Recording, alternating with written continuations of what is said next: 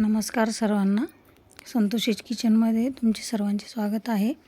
आज मी तुम्हाला डांगराचा म्हणजे काशीफळाचा शिरा करून दाखवत आहे। काशीफळ घेऊन मी त्याची साल काढून टाकलेले आहेत। साल काढल्यानंतर त्याच्या पूर्ण फोडी करून घ्यायच्या, मोठ्या फोडी करायच्या।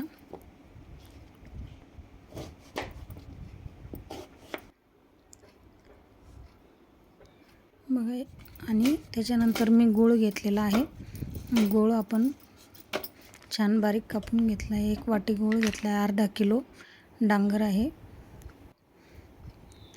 पॅनमध्ये तूप टाकले आहे 2 चमचे। नंतर आपण कापलेल्या फोडी त्याच्यावर टाकून घेतलेल्या आहेत। वरतून थोडं तूप टाकून त्याला वाफ यायला ठेवलेलं आहे मी।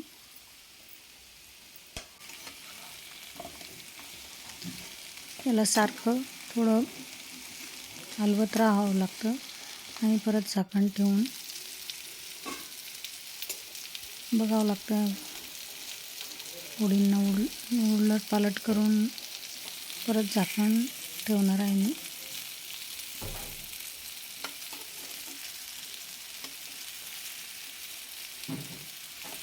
वाफेवरच छान नरम होतात या फोडी।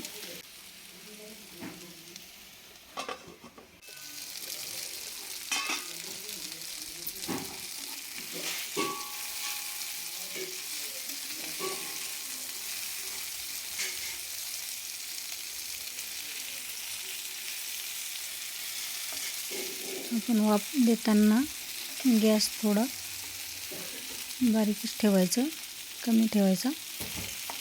बघा तुम्ही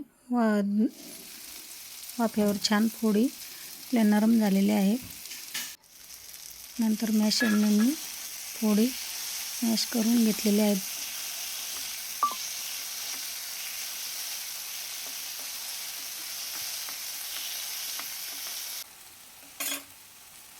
बघा छान झालेले आहेत। त्याच्यानंतर त्यात मी 1 वाटी गूळ टाकून घेतलेला आहे। आपल्याला आवडत असल्यास आपण जास्त कमी करू शकतो गूळ।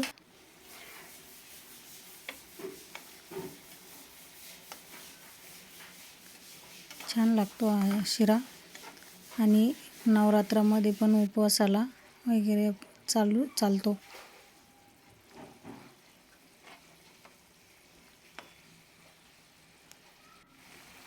नंतर विलायची पावडर टाकून घेतली व परत 1 चमचा तूप टाकून घेतले मी।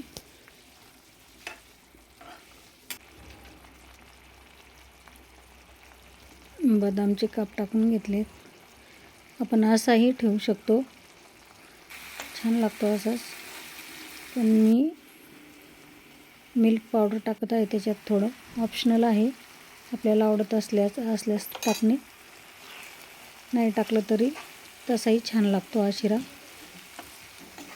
थोडं मिल्क पावडर टाकून घेतलेलं आहे त्याच्यात। बघा किती छान आळून आलं आहे मिल्क पावडर टाकल्याने।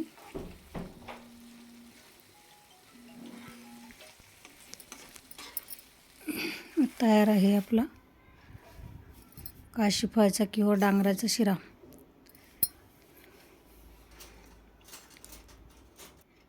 नक्की करून बघा एकदा, छान लागतो चवीला।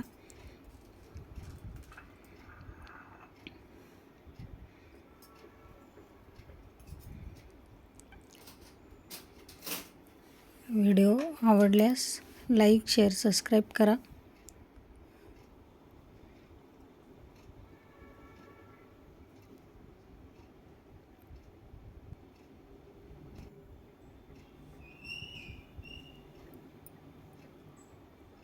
धन्यवाद।